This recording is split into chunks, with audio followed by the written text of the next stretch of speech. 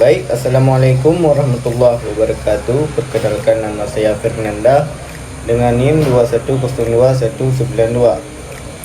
Saya ingin menyampaikan materi saya dengan judul mengelola kualitas pelayanan. Tujuan pembelajaran: mahasiswa mampu mengidentifikasi kepuasan pelanggan serta menyampaikan pelayanan terbaik kepada orang yang dia layani. Kerangka materi: pengertian pelayanan, pentingnya pelayanan berkualitas, dimensi kualitas pelayanan, kesenjangan kualitas pelayanan, penyebab terjadinya kesenjangan kualitas pelayanan, metode survei kepuasan pelanggan, memperbaiki kualitas pelayanan. Selanjutnya, pengertian pelayanan. Pelayanan adalah tindakan atau perbuatan seseorang atau organisasi untuk memberikan kepuasan kepada pelanggan atau nasabah. Pelayanan adalah sebuah produk yang ditawarkan dan disampaikan kepada pelanggan yang membutuhkan. Pelayanan tidak hanya terbatas sebagai produk jasa, melainkan sebagai yang menyertai produk barang dalam penyampaiannya. Pelayanan secara luas mencakup baik yang kelihatan tangibles maupun yang tidak kelihatan intangibles. Baik, selanjutnya pentingnya pelayanan. Pelanggan adalah raja, ungkapan yang menandakan pentingnya kedudukan pelanggan dalam sebuah usaha bisnis. Kesempatan pertama, suatu pengalaman pertama seorang pembeli pada saat mendatangi tempat kita.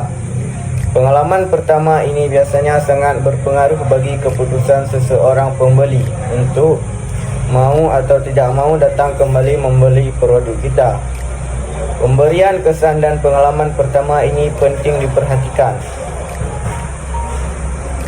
Pelayanan berkualitas. Pihak yang paling berkompeten menentukan seberapa tingginya kualitas pelayanan yang kita sampaikan adalah pemakai jasa pelayanan itu sendiri. Dengan demikian, penilaian harus berdasarkan pandangan pelanggan. Sedangkan apa yang diinginkan dan diharapkan pelanggan dapat berbeda jenis dan tingkatnya dari satu pelanggan ke pelanggan yang lain. Dan penilaian terhadap kualitas pelayanan tidak hanya terjadi atas produk pelayanan itu sendiri, tetapi juga terhadap proses di mana pelayanan itu berlangsung. Selanjutnya, dimensi kualitas pelayanan. Tampilan atau tangibles tercermin pada fasilitas fisik atau peralatan atau personil dan bahan komunikasi. Kendala atau reliability, kemampuan memenuhi pelayanan yang dijanjikan secara tepat dan terpercaya. Tanggap atau responsiveness, kemauan untuk membantu pelanggan dengan menyediakan pelayanan yang tepat. Selanjutnya, keyakinan atau asuransi, pengetahuan dan kesopanan dari para pegawai dan kemampuan mereka untuk menerima kepercayaan dan kerahasiaan.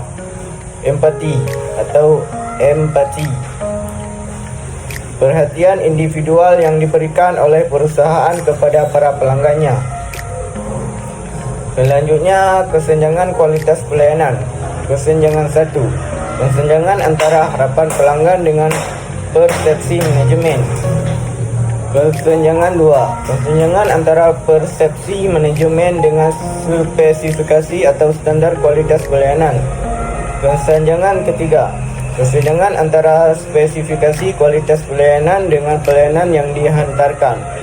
Kesenjangan 4, kesenjangan antara penyampaian pelayanan dengan komunikasi eksternal. Kesenjangan 5, kesenjangan antara harapan dan persepsi pelanggan atas kualitas pelayanan.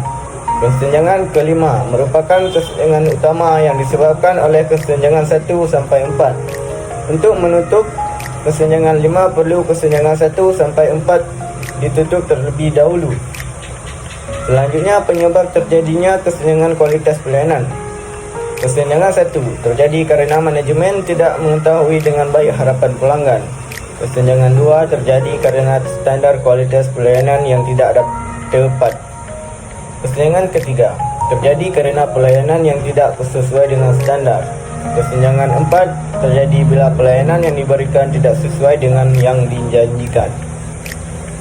Selanjutnya, metode survei kepuasan pelanggan.